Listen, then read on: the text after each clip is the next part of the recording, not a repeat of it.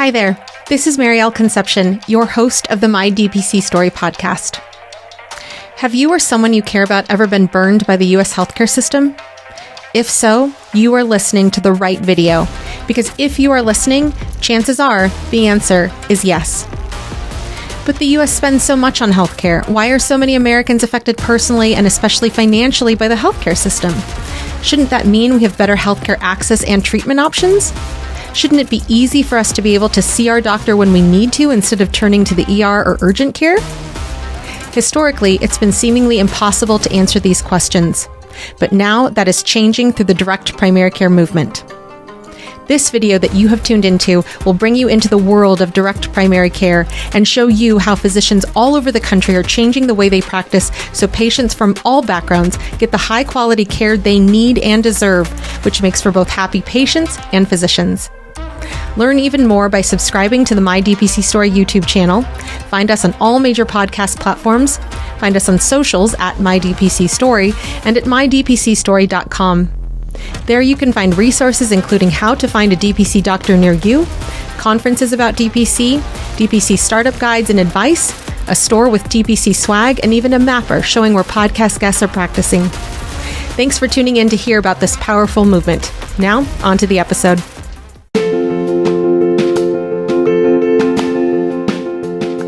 Direct primary care is an innovative, alternative path to insurance-driven healthcare. Typically, a patient pays their doctor a low monthly membership and, in return, builds a lasting relationship with their doctor and has their doctor available at their fingertips. Welcome to the My DPC Story podcast, where each week you will hear the ever-so-relatable stories shared by physicians who have chosen to practice medicine in their individual communities through the direct primary care model. I'm your host, Maryal Concepcion, family physician, DPC owner, and former fee-for-service doctor. I hope you enjoy today's episode and come away feeling inspired about the future of patient care, direct primary care. Direct primary care to me is about restoring a healthcare relationship with patients. Somewhere along the way, most of us have lost our oath and our mission for what we did in healthcare. And I've found that direct primary care has really been the only way that I've been able to find to restore that oath of healthcare, to restore that relationship, to get all the middlemen and all the middle players out of the way. I'm Dr. Shane Purcell of Direct Access in Anderson, South Carolina, and this is my DPC story.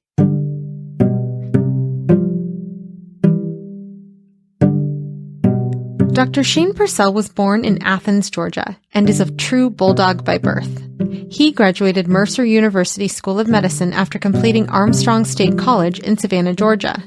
He went on to finish a family medicine residency in Anderson, South Carolina, where he continues to reside. After completing residency, Dr. Purcell worked in private group practice for 3 years before opening his own cash-only primary care clinic in 2005. As he built his cash-only clinic, he was also working part-time in a local urgent care facility. In 2008, he purchased a dormant medical clinic on the wrong side of the tracks and opened an urgent care and primary care clinic. After gaining his freedom from third-party captives, Dr. Purcell, along with a colleague, formed the first direct primary care clinic in Anderson County in 2015. Since then, he has been operating both his walk-in clinic and the direct care clinic third-party free. The direct primary care model has brought about a restoration of a relationship with patients broken by third-party middlemen. Now, he can offer more access and more of his time to patients. Dr. Purcell firmly believes that the direct primary care model is the last hope for the healthcare of America. Dr. Purcell is an active member in several medical associations, including the American Association of Physicians and Surgeons, Free Market Medical Association, DPC Alliance, and the American Academy of Family Physicians. He is the former chair of the Direct Primary Care Member Interest Group for the AAFP and a founding member of the DPC Alliance and the Carolinas Free Market Medical Association. He was elected onto the advisory committee for the DPC Alliance in the fall of 2018 and currently still serves there. Dr. Purcell is the author of Magic, Pixie Dust, and Miracles, a guide to direct primary care and employers that shares how to connect DPC employers of all sizes with DPC clinics. He has spoken about this topic and DPC in general at the DPC Summit, DPC Nuts and Bolts Conference, HINT Summit, AAFP FMX, Carolina's Free Market Medical Association, TEDx Furman, and DPC Alliance Mastermind sessions. He continues to speak to residents and student groups about DPC as well. Welcome to the podcast, Dr. Purcell. Thank you. Good to be here. So I have recently been reading your book, obviously, to prepare for this podcast interview. But what I really wanted to say first and foremost is, one, if you guys, the listeners, haven't heard of it, the book is called Magic, Pixie Dust, and Miracles, a guide for direct primary care and employers. But you go into describing how to work with employers. I felt that reading your book, I really understood generally who are the players and how they can come together in the world of DPC. So just wanted to say that first and foremost. Well, that's great. I tried to make it basic and straightforward on a DPC level because simplicity is what we do in DPC. How do we make it easy for patients? How do we make it easy for each other? We want to help each other. And so I wanted to describe the situation of how we got involved with employers, a little bit about our story is in there, but also things and topics to think about as you move into working with employers. And then just a lot of general information about what is a benefit advisor and different kinds of types of insurance and that kind of stuff. And so people can have a general understanding, which is helpful. Was able to have a really good benefits advisor to write part of the book with me to give us some tips. And really the book it's written by me for DPC folks, for direct care physicians, but also it is for employers and it is for benefits advisors who want to work with direct primary care physicians so they can understand where we're coming from as physicians. So they understand all the baggage that we bring to the situation. And so we can all work together to make some miracles happen, if that makes sense. Absolutely. I want to take a step back and I want to ask you about before you even got into the world of DPC. You've said that you were doing urgent care and you also had a private practice. Is that correct? Yes, I did. So I was a lot different than a lot of current DPC physicians, which usually go right out of training and they go right into an employed position somewhere for a hospital system. I worked for a private office for 2 years after residency, just to learn some things, get some income generating. And then it became very clear right away that was not going to be something I could do long term, just because of the same problems we all have with the billing, the coding, the insurance interference, the paperwork, not being able to really help patients like you want. And so I left that office and just started doing primary urgent care as a staff physician at a local urgent care center. And it was basically a 1099 type of job. And I could just work certain hours and have certain shifts, and I could go in, take care of patients and leave without a lot of the headache. But I still wanted to do primary care, and there was still a huge need in our community for primary care.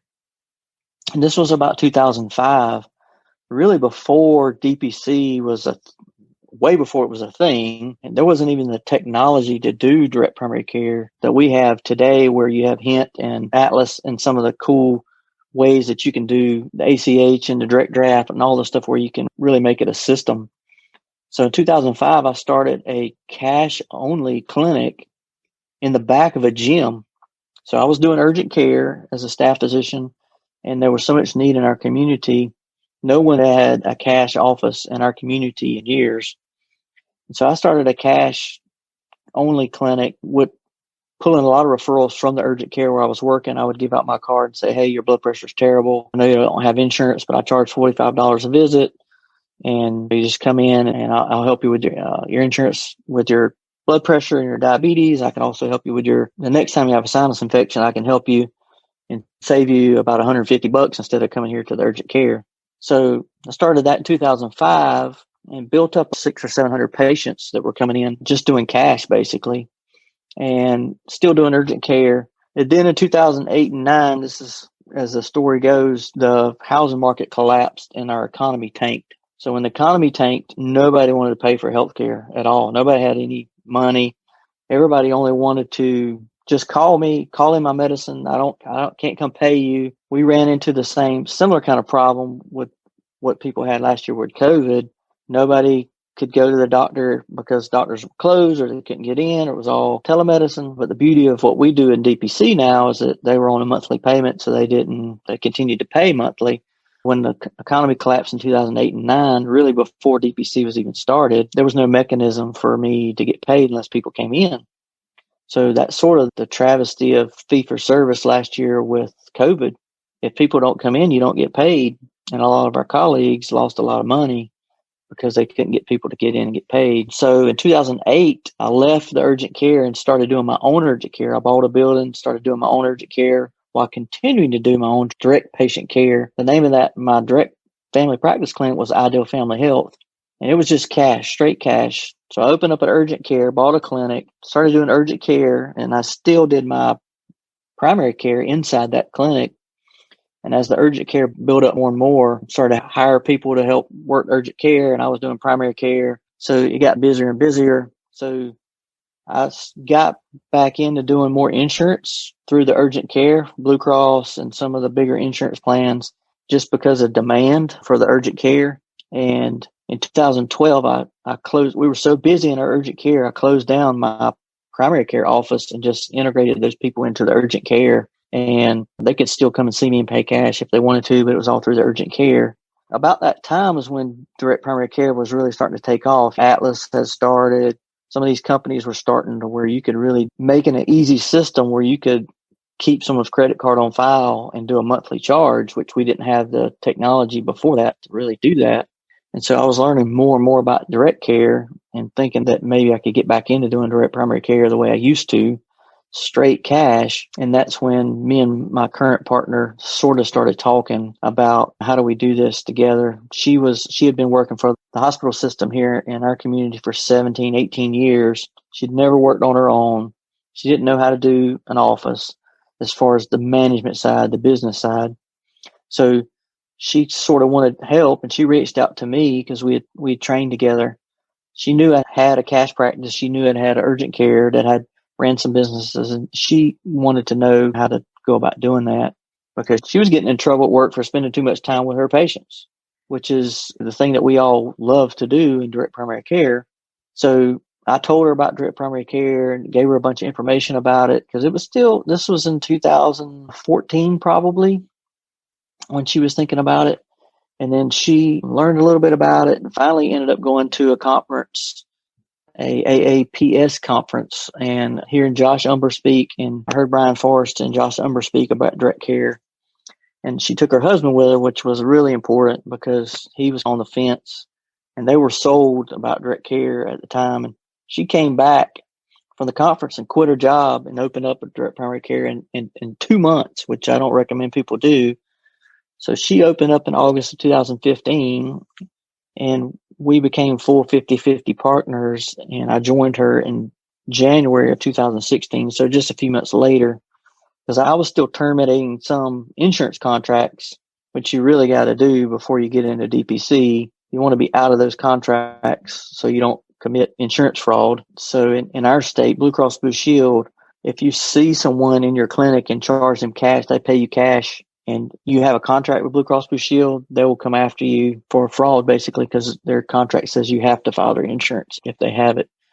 So I got out all the insurance contracts and started DPC in 2016, which was really for me going back to a cash type deal, which I had done already. It was just a different mechanism because I had a monthly way to process it, which was really good for me. It was just going back to what I had already done.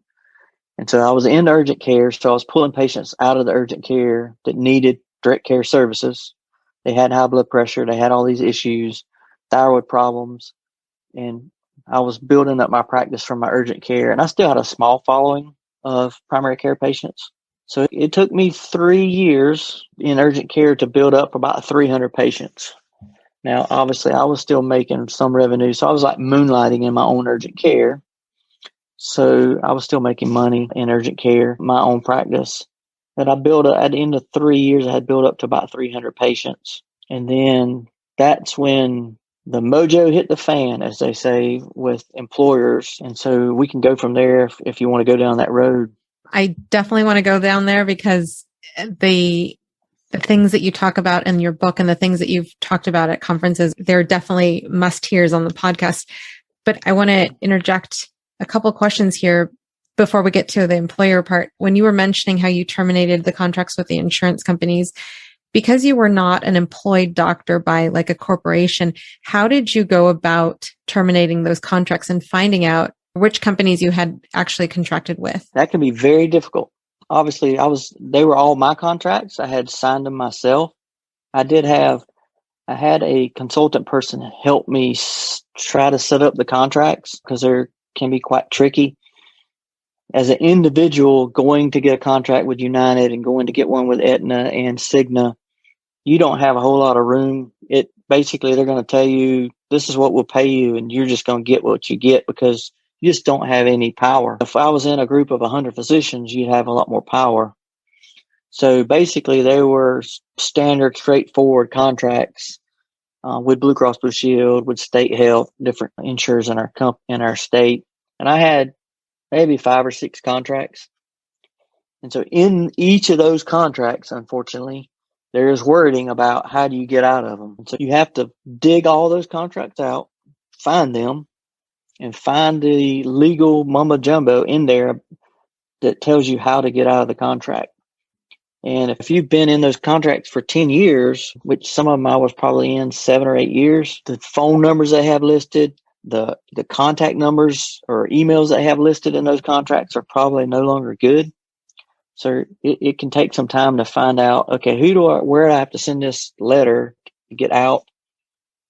Some of them will only let you out of the contract in a 90-day window from when you signed it. So if you signed that agreement October 1st, you can only get out between September and November of that year. So it can take 6 months to a year to get out of a contract.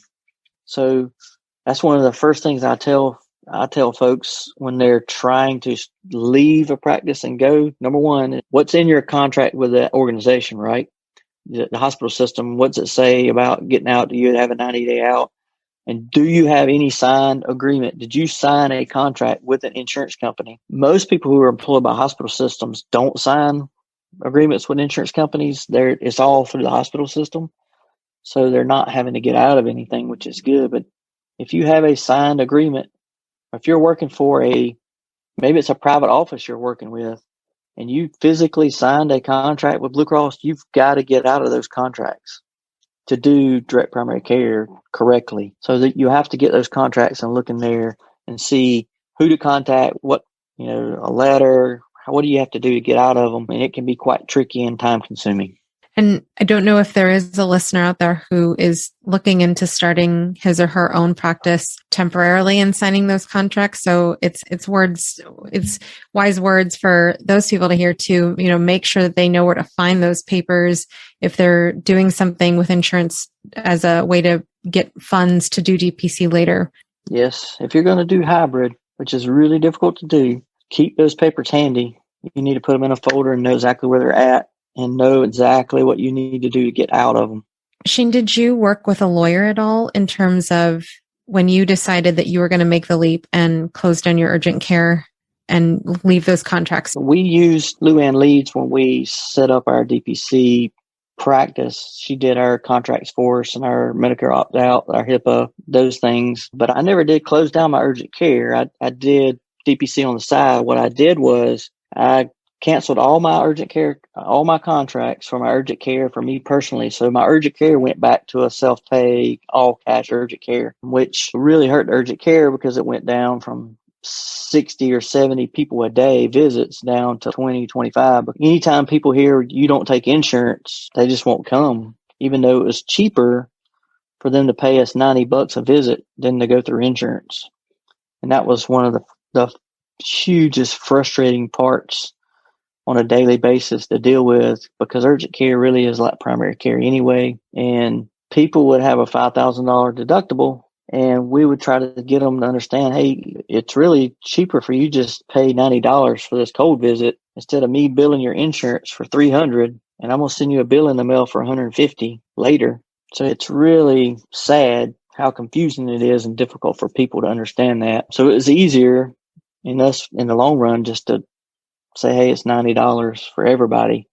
And we were cheaper than everything in town. We were cheaper than the CVS Minute Clinic. It was just easier to deal with. Didn't stop I stopped the insurance with them and just went straight DPC. And I continued to run or oversee my urgent care. I had some PAs that were working there for me.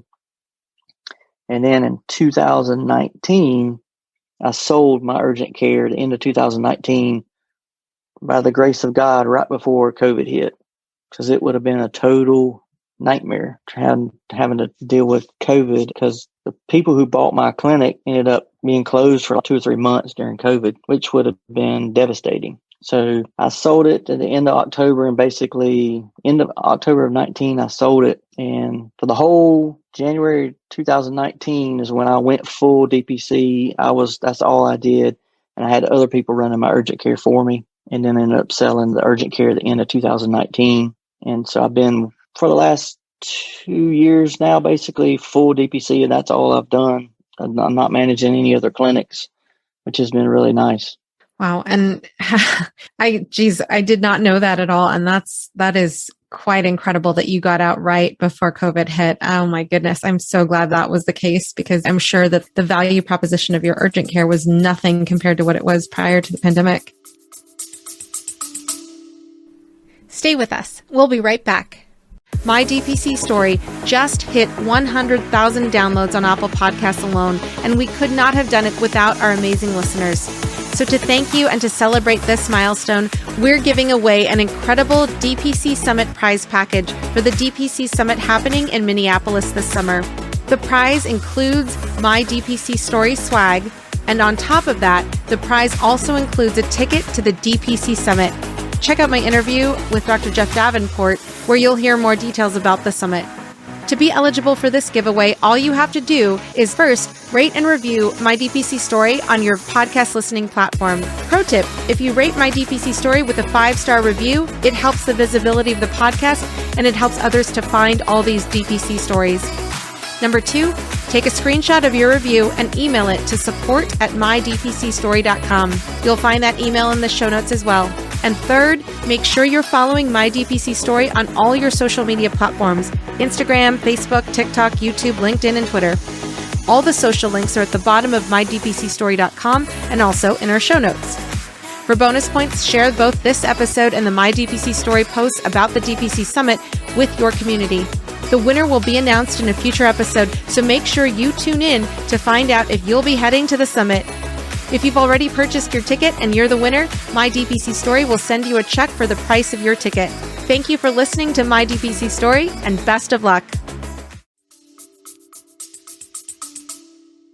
Oh yeah, it was pretty devastating, but it was really a blessing for us to be able to get out then when we did. Of course, we didn't know at the time. Nobody saw that coming. But 2020 would have been a devastating year if I had to manage that clinic. So it was really good to do that. And I think the people who bought it were able to weather the storm, and they ended up doing a lot of COVID testing and stuff. So they made their hay in other ways, which was a good thing for them. And as you probably know, everybody in DPC really did well during COVID. Almost nobody closed down. We actually ended up hiring people in the middle of COVID. Nobody lost any hours at our clinic. Our patients, we had less than a handful of people that either paused or stopped their membership temporarily. So it didn't really affect DPC community very much at all, because we were already doing everything that everybody needed. I think that's so cool though, because it goes back to what you were saying at the beginning, how when you were with your cash-based practice and then the economy took a dive, that's what you're talking about. This idea that there was no way of protecting your income because people didn't want to pay cash. And then with DPC, it's a membership model. So it's so ironic that you've really weathered 2 storms differently. And it's also technology. The technology between 2008, 2009, when that economy tanked, and last year when the economy tanked. So what is that, like 12-year difference, basically? So we had the technology to do all these video visits. We could do a telephone visit in 2008, but we don't have the cool Spruce and Atlas MD. We don't have the cool mechanisms to do it now, or all the different video mechanisms to do it now, or Zoom and those kind of things. We had so much better technology for us as DPC obviously the money issue of basically doing a monthly charge and all that technology was in place. So we were lucky that to have the technology, and then a lot of people didn't.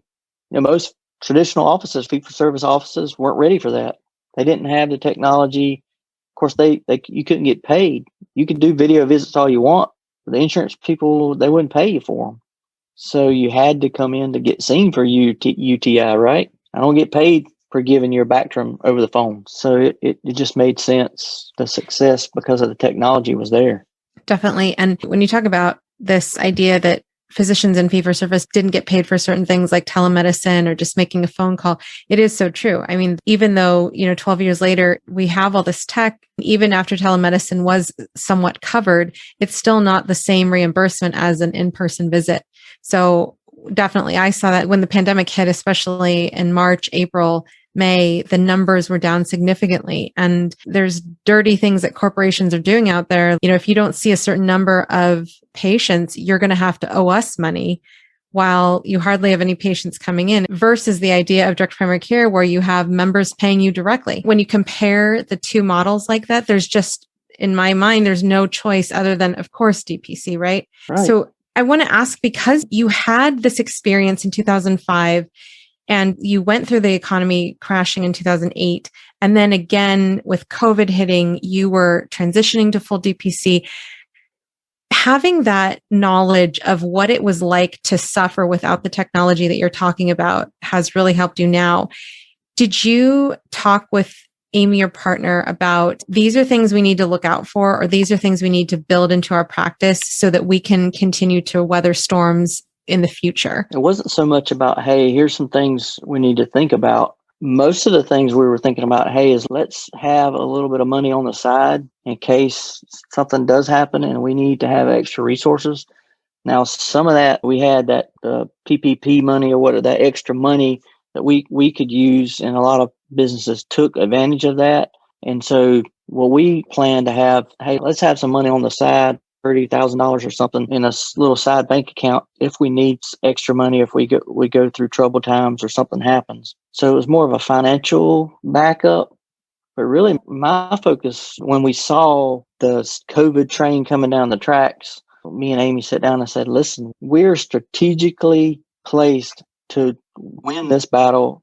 We're light years ahead of everybody else because we already have the capabilities to do video. We can do telemedicine. We can close our office where we don't see people in the office and still continue to take care of patients. We can see them in the parking lot. We can do the gowns. We were blessed. The other big blessing we had was because nobody could get PPE equipment, right? Nobody could get masks. Nobody could get gowns and gloves. Because we had a relationship with our county taking care of half their employees, they got a ton of resources through the emergency services for all kind of different stuff. And they were able to give us gloves and gowns and stuff just so we could take care of their own employees. So that was a huge win for us. We never really needed a ton of equipment, but our success was really basically just sitting down and just saying, hey, take a deep breath. We're ready for this. We already have the technology. And just to share that with our patients, to say, hey, it's all good. We're here. We're not going anywhere. We'll talk to you over the phone. We'll video chat with you. We'll meet with you in the parking lot if we have to. So even though there's statewide closures, everybody's supposed to stay at home, we're still here for you. And there were organizations that we're talking to now, companies that we're talking to now that want the DPC service that were on a really good Blue Cross Blue Shield health plans, and their employees could not get in to see their doctors. They couldn't get their medicine refilled. And so this company basically had to scramble and get an agreement with a telemedicine company so their employees could get help, basically. And now they're looking at, we really just need to do the DPC thing because it just doesn't make sense to pay this other company to do telemedicine when we can get all of the primary care done for the same low cost. It really messed up a lot of companies. And I thought, and many of us in the DPC Alliance community and who really are on the front lines trying to build up what we're all doing, felt like COVID was an opportunity for us to take DPC to the front and say, hey, AAFP, hey, big organizations, hey, government, Medicare, You need to stop what you're trying to ram down people's throats and really look at direct care as a real fundamental option for people to get the care they need. And so far, it hasn't turned out that way. The addiction to insurance and the old system is very strong, as Jeff Gold would say. It's a huge addiction. It definitely is. When I went back to my fee-for-service clinic after maternity leave, it was just so, I don't know if it's because of my whole maternity leave, I've been living in the DPC ecosystem. But when I went back and I would talk to people about their health insurance, what does health insurance cover? I had to explain codes yet again. I heard it from such a different perspective, having been in the DPC space day in and day out for months. So I had a patient who needed a mammogram, and I showed them the radiology center an hour and a half away is the closest place that I can get access to a cash pay pricing list. And the mammogram is like $140 or something like that. And I said, this is how much it costs cash. And the patient said, oh, I'm pretty sure it cost me way more than that last time. I don't even think that my mammogram was covered. And so I said, do you want me to send your referral for your mammo down to the cash price place? And they said, I'm going to call my insurance, see if it's covered. And so they find out that the insurance covers 80% after they pay a $500 deductible for the mammogram. And I was sitting there thinking, so remember when I said that the cash price is really inexpensive? I mean, for our area, that's a really cheap mammogram. There's sometimes during the year that people can, like Breast Cancer Awareness Month, you can get a cheaper mammogram, but generally $140 versus that. And this person is on a PPO, a good PPO through their company. So yeah, this addiction is real. And Jeff Gold talks about how, people use their insurance card like it's a credit card and they don't ever see the bill. But in actuality, we all see the bill because of the number of insurance claims that go up. And so this is a perfect time to jump into the employer world of where employers and DPC can come together, because in other interviews, I've talked about how do you as a DPC doctor say your elevator pitch to an individual, but you have on multiple occasions talked and now have written a book about how to do an elevator pitch for an employer. And so I want to ask first, when you're talking with an employer, because if in the back of your book, you have a great outline as to the timeline you should have with regards to, getting your grit in place and then working down the timeline to actually approaching employers. But when you look at an elevator pitch for an individual who you're trying to convince to join DPC versus an employer, what are some strategies that are different because you're dealing with a small group or a larger employer group? Yeah, employers are a lot different than individuals because you have to have a lot of patience because it takes time. And it took us 3 years to get the county. A municipality is going to be a lot harder because you have to have all these people to agree to it, right? The county manager has to agree to it. The county council has to agree to it. The CFO of the county, the lawyer for the county, all these people have to be on board to make something happen. A smaller company, let's say a guy who owns his own company, 200 or 300 employees, but it's his company. He's the CEO. He's the head of it. He can make the decision and say, no, we're going to leave our fully funded PPO, Blue Cross Blue Shield plan and go to a self-funded plan. And we're going to offer direct primary care as an option because that's the best thing to do for patients. And that's the best thing to do for economic wise, care wise, and trying to make that connection with whoever makes those decisions is the critical part with the employer. I frequently talk about that in the book. And when I try to chat with people is when you're talking to the employer is, do you have the right people in the room? Who's in the room in a discussion? Because frequently you may be talking to the head of the HR, which is not going to make a decision. In most companies, the head of HR is just trying to get to 5 o'clock. They're just trying to get through their day, and switching insurance plans is so much work for them that they do not want to do that. It's what can I do just to get the same contract so we can just move forward and I don't have to worry about that. So changing insurance plans and going to a DPC or self-funded plan is a lot of work. And so it takes patience. I would say there's not an elevator pitch. What you need is a slow boat to China pitch because it is going to be a lot of conversations that you have to take. Typically, if you're working with a broker, may bring someone to you and you can have that conversation. But typically, if it's us, like how we got with the county and most of our employers is somebody who worked with the county was already our patient. And they basically told the county administrator and all these people, hey, you guys really should look at this practice or this style of practice. And that's how we sort of got our in. And we basically had it. They called us, they invited us in to speak to the chief financial officer, the county administrator, and the head of human resources. And we sat down and just explained what DPC is, because still today, nobody understands what direct primary care is and how it works. And once we explained it to them, they made the same mistake that almost everybody makes. All employers make is, okay, how does me paying you and paying Blue Cross Blue Shield save me money? And so they weren't catching the whole point of, no, you've got to get away from Blue Cross Blue Shield and look at going to a self-funded or level funded, a different kind of plan. And you put the DPC in that together. And so it takes a lot of education and getting them to see that. And so you're just tickling their ears for the first time. That's part of my book when I talk about the pixie dust. You're throwing the pixie dust out there to giving them ideas and things that where they could save money. You're telling them, hey, our TSH tests at our office are $3. You guys, you're paying $30 every time one of your 2,000 covered lives goes to the hospital. It's $30. You're probably spending $50,000 a year on a TSH test. We're just telling them ways that they can save money.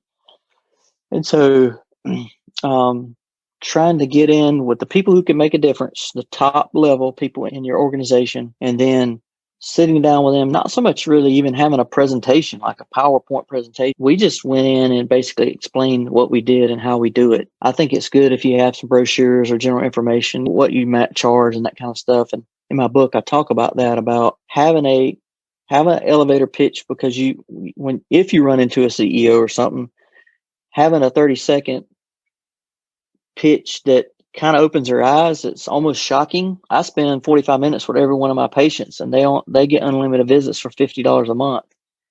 That's just shocking.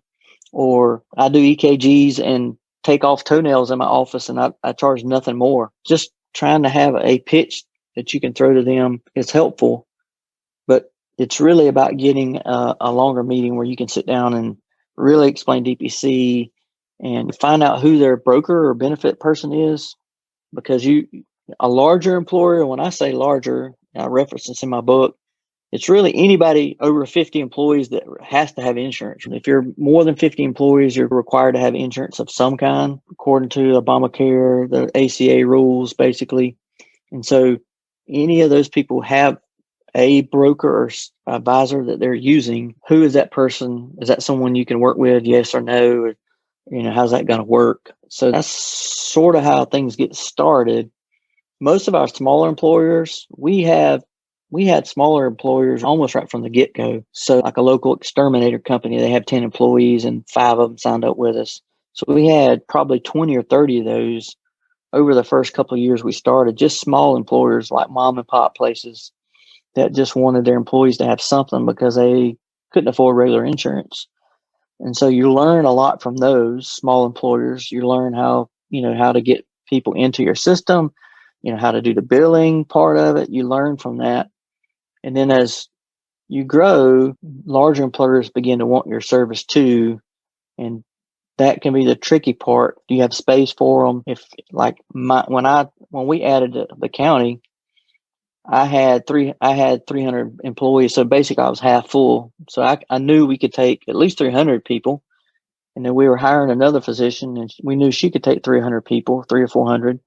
We had no idea how many we were going to get from the county. It was just a total guess.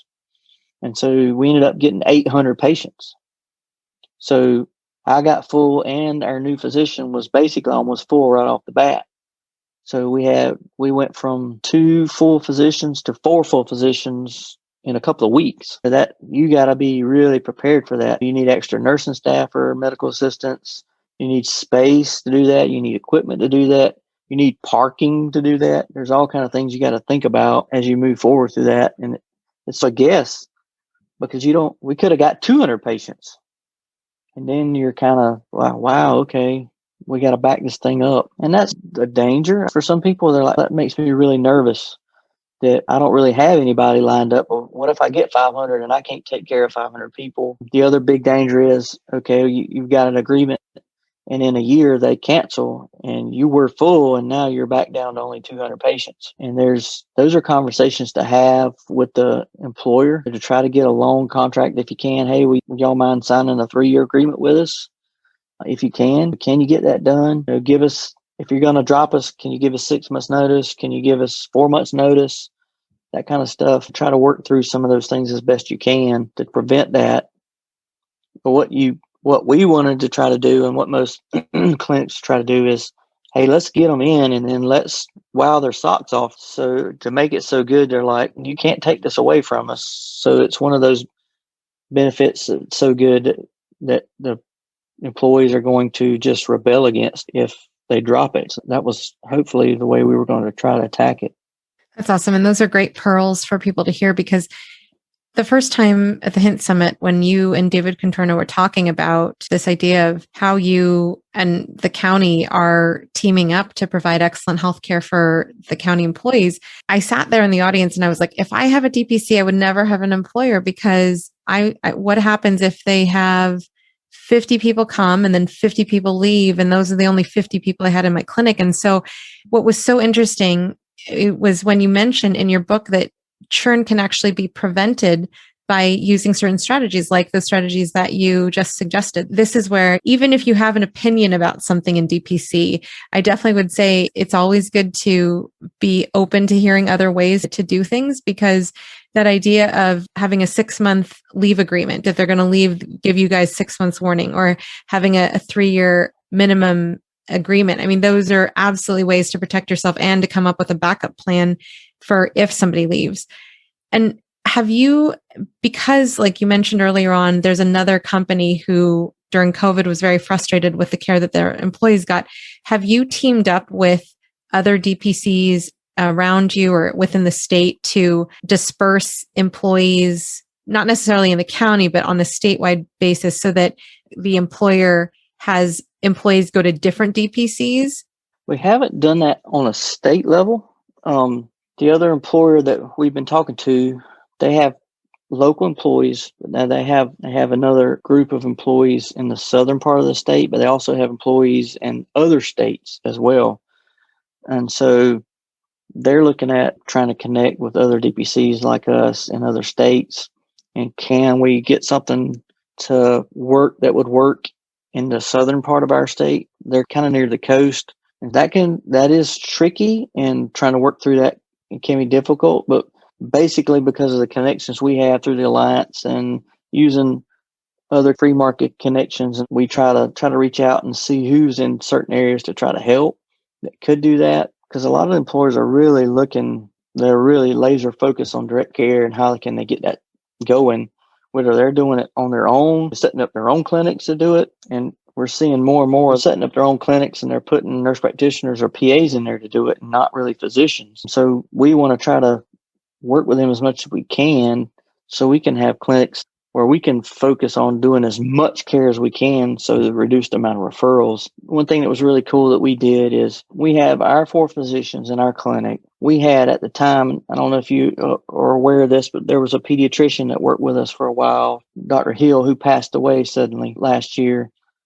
He was a pediatrician, one of the first pediatricians doing DPC in the country. He spoke at the summit a few years ago, and we basically worked together.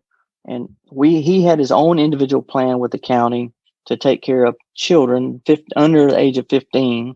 And he basically had a contract with them. And if people signed up and they wanted to do DPC, the parents could see us and the kids could see him.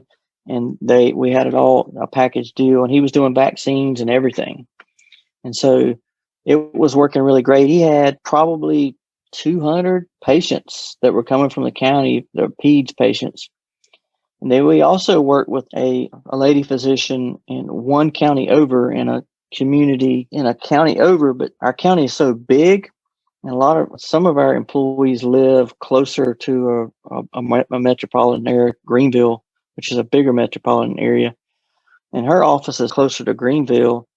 And we offered that to the county employees. She agreed to same prices. She did the same kind of DPC scope that we did. And so if there were people on the edge of the county or closer on that side, if they wanted to use her services, and she ended up getting 40 or 50 patients sign up with her. And over the course of the last couple of years, she's had even more sign up with her that are closer on that side of the county. And basically, she did her own individual agreement with the county.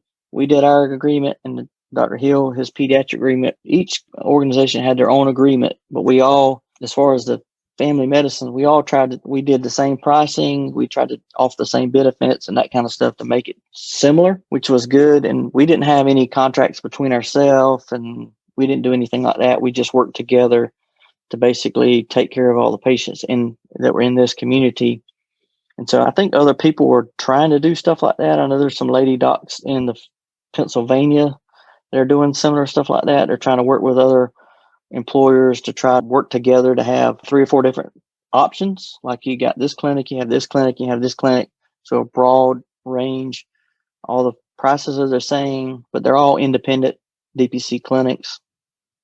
And so more of that collaboration would be helpful. I'd love to get more collaboration with pediatricians, which would be helpful. It's just been difficult on the pediatric front. We're having more in North Carolina and South Carolina, more and more pediatric folks are doing it because they're getting fed up with all the junk too. So we need more of that for sure. Definitely. And even as specialists are exploring the direct primary care model, that would be awesome if you could enroll some of those as part of the plan in the future in your county and beyond. Oh yeah. I think it'd be great if every state, California is big, so you'd probably have to have multiple ones. But in our state, we're such a small state. If we had one ambulatory surgery center like Surgery Center Oklahoma, if we had one of those in our state or right on the border between North Carolina and South Carolina, so we all could use that and we could partner with them, would be an incredible, like if Georgia had one of those, North Carolina, South Carolina had one, there was one in the Tennessee, Kentucky area, if every little area had one of those, there was one in Florida somewhere that you could I think employers would love it because they could get a gallbladder surgery for $5,000 instead of $30,000. There's just so much money they could save on the surgeries that we do over, and hernia surgeries, gallbladder surgeries, cataract surgeries, tubes in the ears, all the common stuff that we do could save so much money that we could partner with that would be helpful. The biggest thing we have in our state is the certificate of need is just so dominating, and the hospital systems don't want any competition. So if anybody tries to open up a surgery center, they'll shut it down. So it's very difficult. In terms of an ideal world, talking with other brokers, talking with people who do other cash practices or DPCs, have you thought about any ways to overcome that, especially because it is different between states? The certificate of need issue, you mean? Or yeah. The only way to overcome it really is to change the law. And South Carolina's we're trying to change the law. There's a law right now, basically in the Senate, our legislature is already over for the year, and it'll take it back up next year. We do a 2-year rotation, so there's a bill in the Senate right now to discontinue certificate of need, basically. And actually, me and Dr. Amy went last year. It came up last year, and we went to the Senate hearing and spoke in favor of repealing it, doing away with certificate of need, and basically spoke to why we saw it as a problem. And every CEO of every major hospital in the state was there with their suits and ties on, speaking in favor of keeping certificate of need. So it's just very hard to overcome that. We had probably 10 physicians there saying it's very restrictive to our patients. They can't get colonoscopies because in our community, there's only one place to get those, and they can charge whatever they want for them. And so people who are paying self-pay, and the senator looked at me and said, "But sir, those are covered by insurance." And I said, "But sir, in our community, 30% of people don't have insurance. They don't have it. Or if they do, it's a $5,000 deductible. It's not getting paid. They're not getting paid.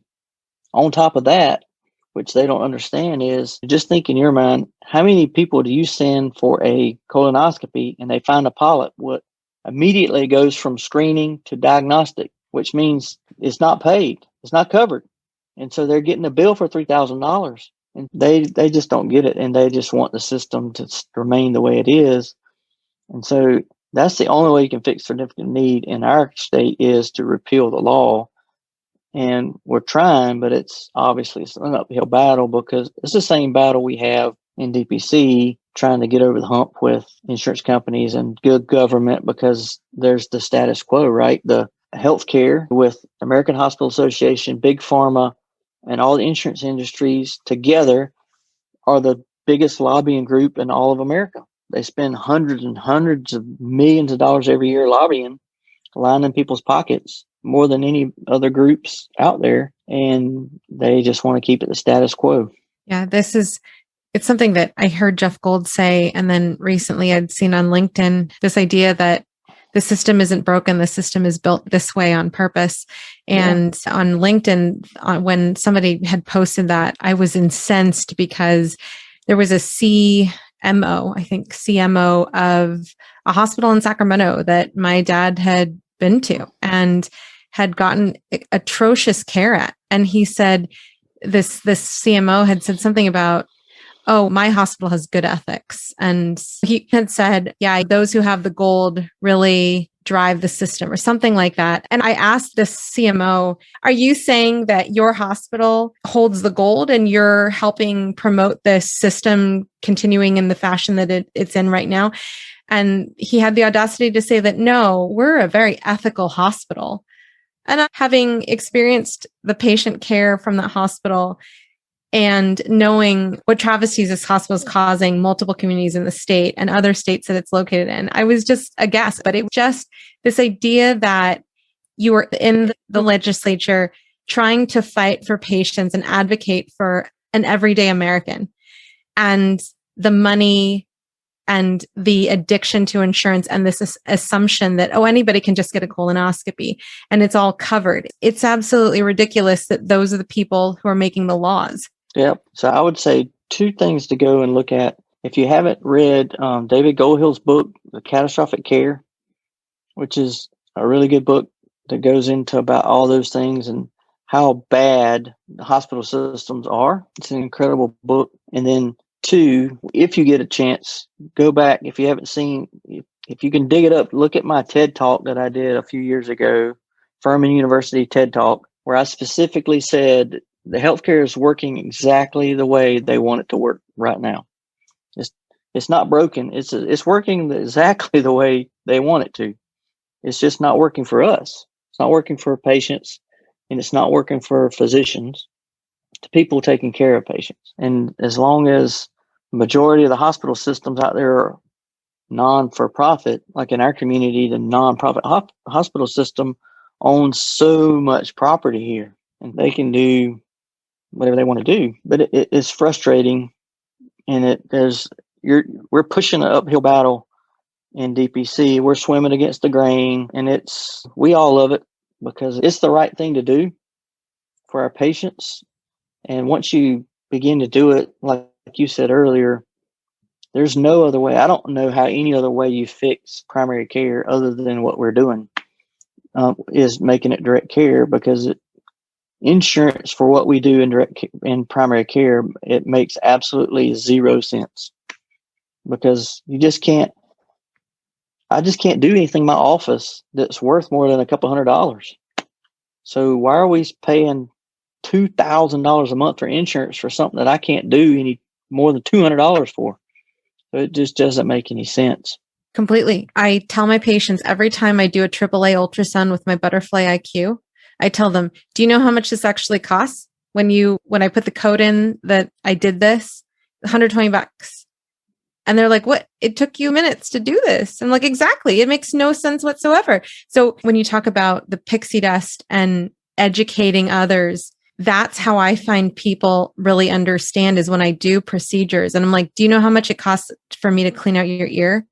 And these little examples I find it almost starts the conversation of what else is happening. There's a hospital who changed out urine dipsticks. And all of a sudden, one day pops in a machine that automatically reads the urine. And this company said, oh, yeah, it's only going to cost the patients $1 more. But did you get the okay by the patients to do that? Of course not. It's any way to make money. For sure. Everybody tries to do that when you're sewing people up, when you're removing a toenail, when you're doing those little things. Even EKG, they would have charged you $90 for this at the hospital, and it literally costs 28 cents to do this. The tabs and the gel and it just doesn't cost enough money. So it's just a stupid way to do healthcare, primary care. So hopefully the message will get out, but it's very frustrating to continue to see organizations, national organizations, continue to still look at non-DPC ways to try to fix primary care. And it's just so simple. Here it is. Here's the fix. It's like Dave Chase says. If you've heard or anything he says, we've already fixed healthcare. People just need to use it. They need to do it.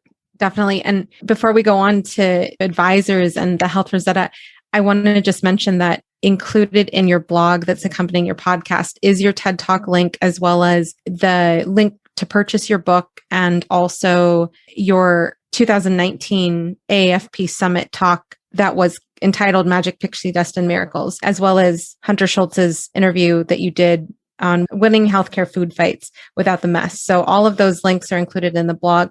But now I want to go on to Dave Chase, the Health Rosetta, and Dave Contorno, because one of my questions, as I have seen you talk with David Contorno a couple times now, is how did you even find each other? So actually, originally, I was watching a video or reading something that Dave Chase wrote about. I don't know if it was one of his books or not, but I saw originally something from Dave Chase that mentioned David Contorno's name. And somehow it mentioned he was in North Carolina and where he was at. And I was like, dude, that guy lives like 2 hours from us. I was like, I could literally drive and meet with him. So I looked him up a little bit and got to know where he was at. And then Dave Chase's first book came out, and David Contorno had wrote a chapter in that book. And I ended up emailing Dave Contorno and saying, hey, what's going on? Let's chat sometime.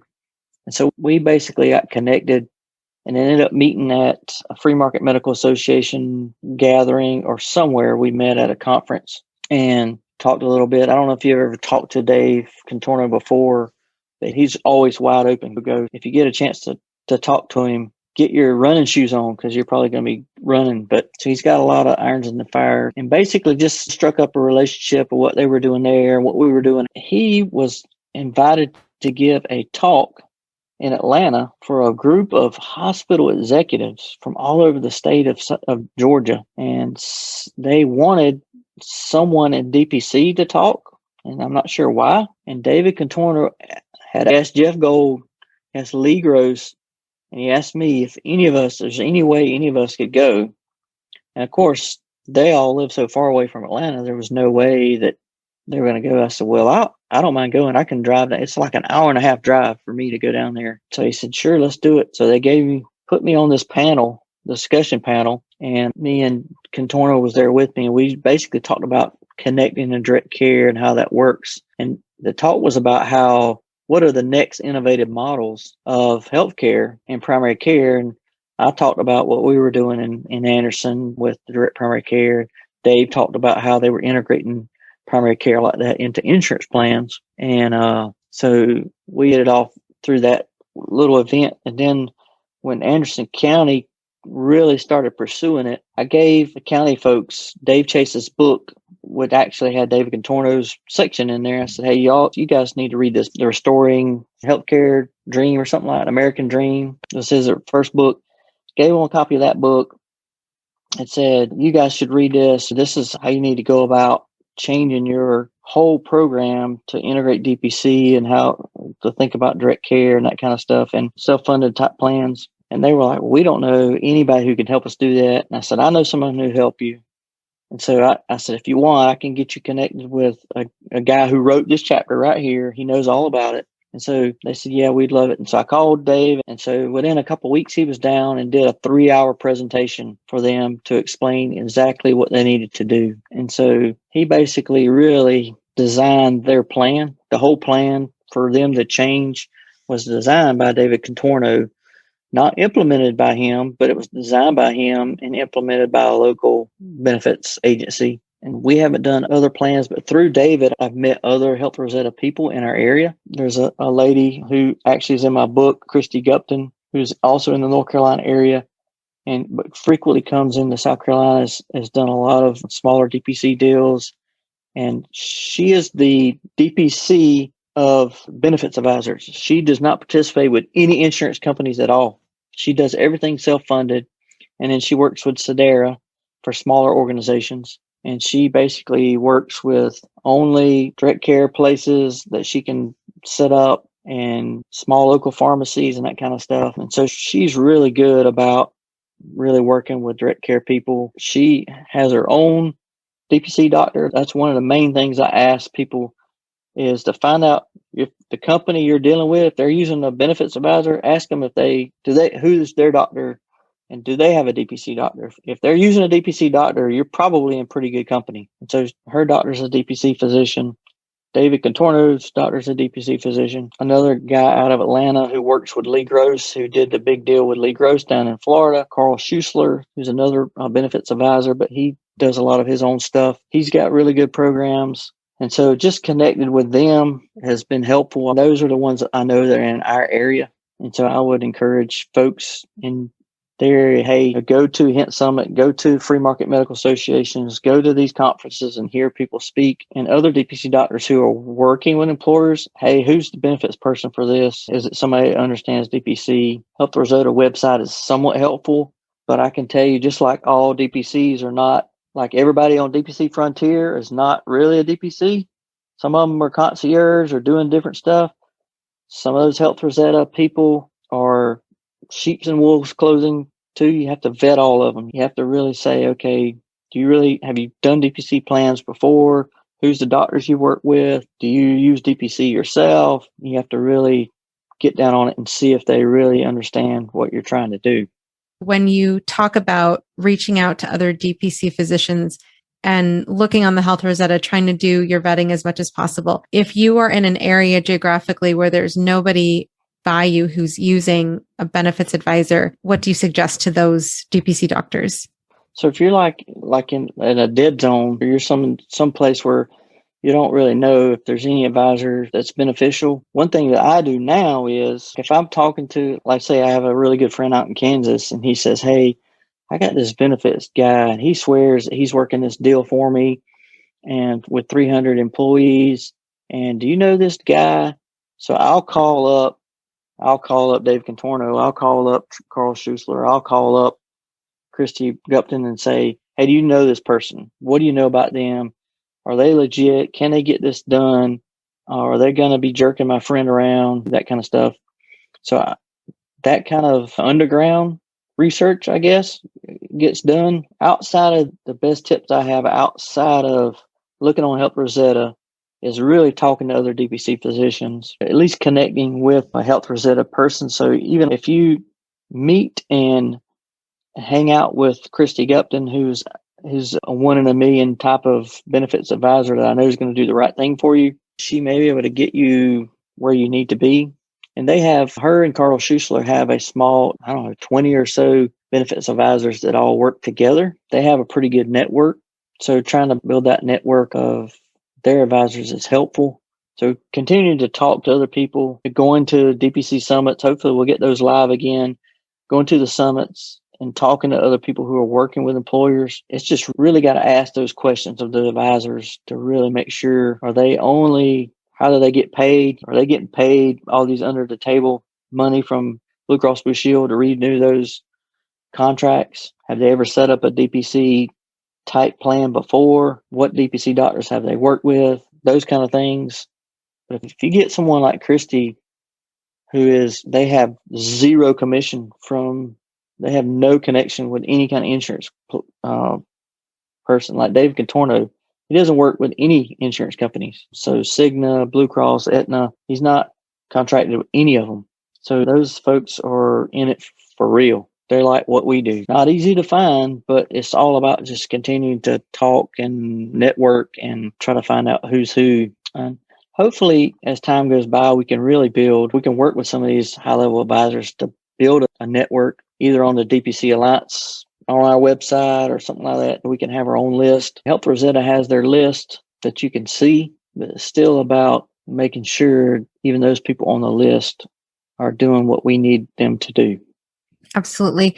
And a previous episode featured Dr. Katrina Iqbal and her husband, Nir Patel. And I thought it was very interesting that he had seen, as the office manager of his wife's practice, what the big PPO plans were doing to patients when they were using their insurances. And so he became a benefits advisor. So for anybody who's listening who may be a spouse or relative or somebody who's helping out a DPC doctor, you could even become a benefits advisor by learning from other people and approach other people to see what kind of qualifications you need to become an advisor. To promote this. Just people are popping up every day as new DPC physicians because we're all learning from each other. So the same thing could happen in the advisor space. Oh, yeah, for sure. Now, with regards to the plan that David helped set up in Anderson, South Carolina, I want to get into the details because for those people who have not listened to your 2019 AAFP talk yet, you guys talk about some of the details, specifically how you are using mail order pharmacy medicines that come internationally into the States, and also the fact that the prior auths that you have to do is addressed in the plan. So can you talk a little bit more about the details from your perspective as a DPC doctor with patients who are enrolled in the plan in your county? Yeah, so those are things that I try to get people to talk about as really early in the process with the benefits advisor, because if you're not careful, if they don't have a really good understanding of what you're doing in DPC and how you operate, you'll end up right back into working for an insurance company, because they can create a self-funded insurance plan that'll look just like Blue Cross Blue Shield, which means you have to get everything prior authorized. So any medicine's got to have a PA, any referral to a specialist has to have a PA. To get an MRI, has got to get a PA. And any kind of referral or specialist, some of them are using medical management programs like a nurse deb type of thing, where you have to call and talk to somebody before you get anything done. And so you can imagine the frustration of doing everything we do to leave all that behind. And now you sign up an employer with 600-700 employees and you're right back doing all those things again. And so we're not set up in DPC where it's literally, for most of us, it's either we're working by ourselves or it's just us and an MA. We have two people taking care of 600 patients. We can't do 3 prioritizations a day for medicines to get somebody a referral to see a specialist. We don't have the manpower to do it. And so having those discussions up front with both the employer and the benefits advisor and say, hey, here's how we operate. We don't have the manpower to do prior authorizations all day. So if you are going to craft a plan where you want everything to be prior authorized, maybe this is not what we need to do. Maybe this is not the system you need. When David Contorno first crafted our plan, and he did an incredible job cutting a lot of that stuff out. No prior authorizations were needed. Now, the tricky part was there still has to be a lot of education between the third-party administrator who is doing the claims, the company that's doing the claims, because they have to understand when we order an MRI, we are not required to do prior authorizations, but they don't know that. And so a lot of education has to go on with that anybody else in the Anderson County plan, if they're not DPC, they have to get a prior authorization. But if they're under DPC, they don't. So that took them a long time to figure that out. Now, how are we going to know whether this is a DPC patient or not? So a lot of that has to be worked out ahead of time. And he got a lot of that stuff worked out. They did have us initially in the system. They were making us do the medical management where we had to call this nurse hotline all the time. And after about a month, we were like, David, we can't do this. We just cannot do this. If you're going to make us do this, then we're just not going to be able to help these patients. So basically, we ended up saying this, look, David, you are putting your you believe in us. You stood up in front of all these employees and told them that you believe in direct care. You believe in what we're doing, that we're going to save them money. We're going to do the right thing. We're going to only order the labs that need to be ordered. The county, they agreed to pay any labs we do in our office, any meds we do in our office. We have our own dispensary. They pay for all of those because they were getting such a good deal on them. So instead of paying $30 for a TSH, they're paying our $3 fee. So they were trusting us to do the right labs, do the right meds, not just randomly do tons of labs, right? So we can make more money. They were trusting us all with all that stuff. I said, David, how come you can't trust us to order the right test? I said, are you saying that you trust us with everything, but you don't trust us to order the right referral or the right test, that you want us to ask Nurse Deb how to do that? So he said, yeah, that doesn't make sense. So they just stopped it. And we've not been required to do prioritizations for any kind of procedures or meds or any kind of medical management type stuff. Now, they can do back-end medical management. What I mean is if somebody's been admitted with an MI or something like that, and they know the claims went through the ER or they went through the hospital system, if the medical management team wants to follow up and help them outside of what we're doing, that's fine, but they don't have any contact with us anyway to tell us you're not prescribing this medicine right or anything. They can help manage them at home aside from what we're doing, but we have a great system we have set up to continue to follow those patients. Once they're out of the hospital, we'll see them within 2 or 3 days of discharge, way faster than they get seen by hospital system physicians. Plus, our patients text us and email us, and we're talking to them all the time anyway. Trying to work on those things right up front with the employer and the benefits person is going to be critical, because if you don't figure that out, you'll be right back where you started, which a lot of people are afraid of, that, hey, if I do employers, this is going to be just like taking Blue Cross Blue Shield again. And either you need to work that out or it's just not going to work out with that employer and that benefits person. And that's the miracles part of my book, is when that all comes together, right? The DPC, the benefits advisor that understands, and the employer that understands, and you have a right plan that doesn't make the DPC physician do a lot of extra work. It just lets us do what we need to do. That's when everything comes together and you have this nice package miracle that just happens. Amen to that. Just hearing that is amazing, that there are people like Dave Contorno, like Dave Chase, who are able to work with you and listen to you and affect change because of what you are saying. And you are a physician and you're being asked to be a physician and not an administrative assistant and do these things because you have to do these things or else you don't get this Anderson, South Carolina county to pay for the employees. That literally does sound, it could sound like insurance if you guys did not have that dialogue and that ability to change the plan. I just think about how anybody in fee-for-service can understand that on a different level in terms of you just talked to Dave and you just changed it. So I think that's amazing. That is a true miracle. And I hope that more miracles like that can happen. And your book is definitely a great guide as to how people can create those miracles or promote those miracles to happen. Yes, hopefully it can continue, and hopefully we'll get more talks, more live events where we can talk more about it and share more about it, work more together, but really to try to get more of the employers and the benefits people involved that really understand what we're trying to do, so we can do things together and create our own little teams around the country, right? Absolutely. No, Shane, this is leaving the employer part of the ecosystem. I want to ask about your book, because I remember there was a time that I was looking for the book and you would post on Facebook, like, Amazon still hasn't released more copies of my book. So I wanted to ask you, as a physician in DPC, having written a book, of which there are not too many out there, how was your experience writing the book? And would you have done anything differently for like your next book? So the experience, it was a cool thing, because I've always wanted to do something unique like that. And I'd been thinking about it for a while. And obviously working with employers, just think about this week, there's probably been 10 questions on our DPC Facebook page about employers. So constantly people are asking about that. And so I was like, somebody needs to go ahead and let's talk about this and make an easy resource to go. And we have some stuff on the DPC Alliance page that are some pretty easy resources.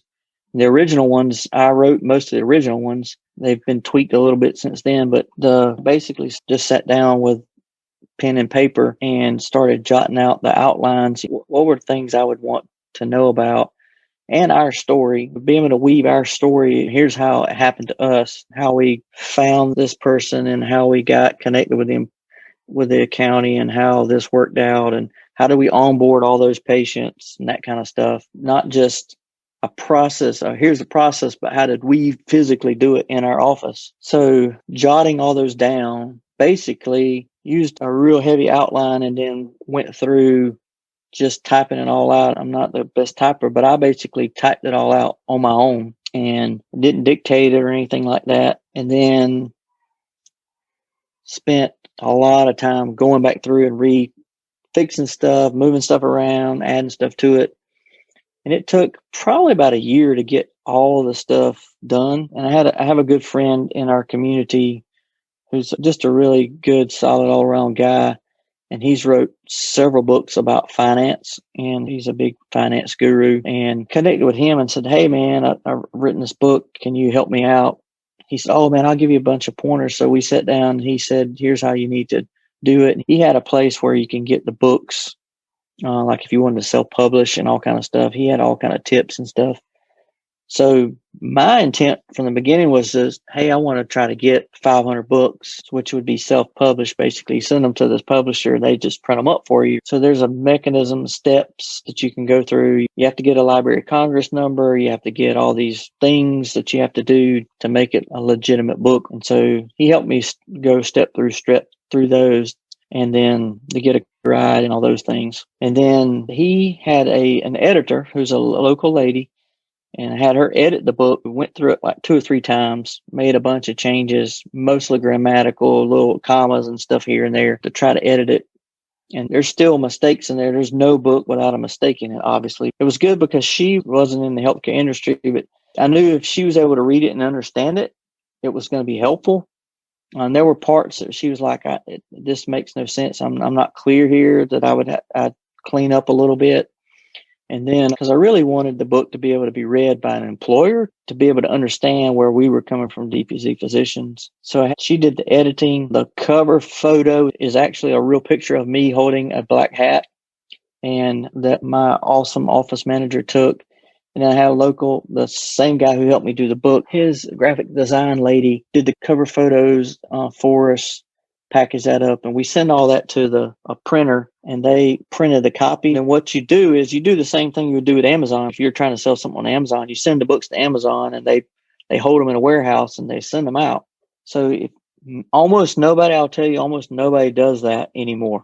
That's not the way to do a book anymore. So anybody who's thinking about doing a book, don't do that. Don't go have 500 copies printed and send them to Amazon. Because what happens is they get lost. So my original, I sent like 100 books in originally, and it works like a charm. I sent them in, they got put on the Amazon shelf, and people ordered them. And as they got bought, you reship more, and they keep going. My second shipment, only the good Lord knows where it is. It never made it where it was supposed to be. And so I literally lost $400 worth of books that I never got back. And so what I learned is most everybody who does books, you use Kindle. Basically, Amazon, they own Kindle. And so you can do a digital, you digitally upload a document file basically through Kindle. And when it goes on to Kindle, and now when you go to find my book online, it says you can buy the Kindle version or you can buy a print version, but it's all digital. And so if you go buy my book now online, you click print, and Amazon prints it.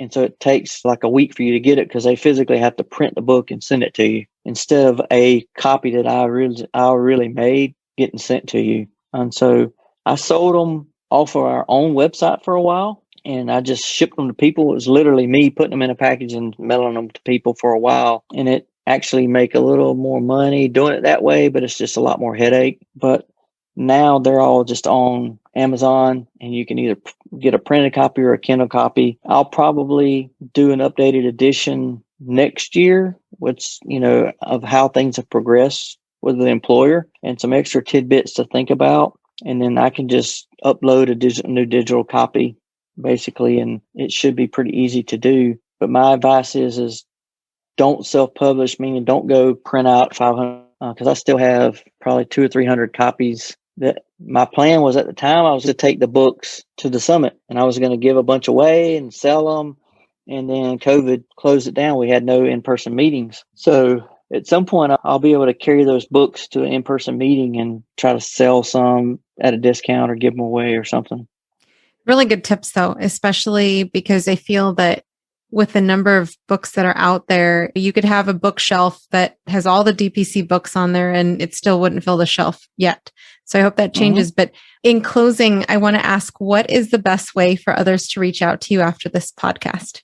So probably email is a really good way. So, and I think it's in the back of my book if you have the back of my book, but it's the same way you contacted me, Dr. Shane at directaccess.md. And so it's pretty straightforward. And then obviously I'm on Twitter a fair amount. I'm on the Facebook a fair amount. And I think in the back of my book, it has all those links. I think it's Doc Shane P. Twitter is Doc Shane P.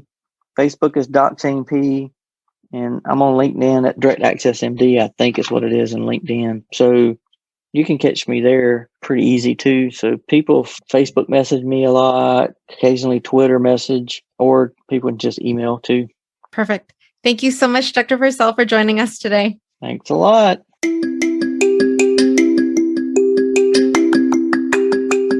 Next week, look forward to hearing from Dr. Laura Brissigno-Kinney of Leeton Medical in Leeton, Missouri. A reminder that Marketing Beaver is offering a special to My DPC Story listeners. In addition to the DPC marketing they do for as little as $3 a day, they will help you level up your marketing game through a pitch video special. And there is still time for those interested in learning point-of-care ultrasound to take advantage of the 10% off registration discount that Global Ultrasound Institute has exclusively set for My DPC Story listeners for their next 2-day in-person live event coming in October in San Francisco, California. Check out our website, mydpcstory.com, for more information and to check out these discounts. And there are still some incredible DPC Alliance masterminds coming up. Use the code MyDPCStory, one word, all caps, when you register at dpcalliance.org for $50 off registration. If you like what you heard today, please leave a review and subscribe wherever you listen to your podcasts. Tell your friends too. For more information on this episode and much more, including DPC swag, please visit mydpcstory.com. And for the latest in DPC news, check out dpcnews.com. Until next week, this is Maryal Concepcion.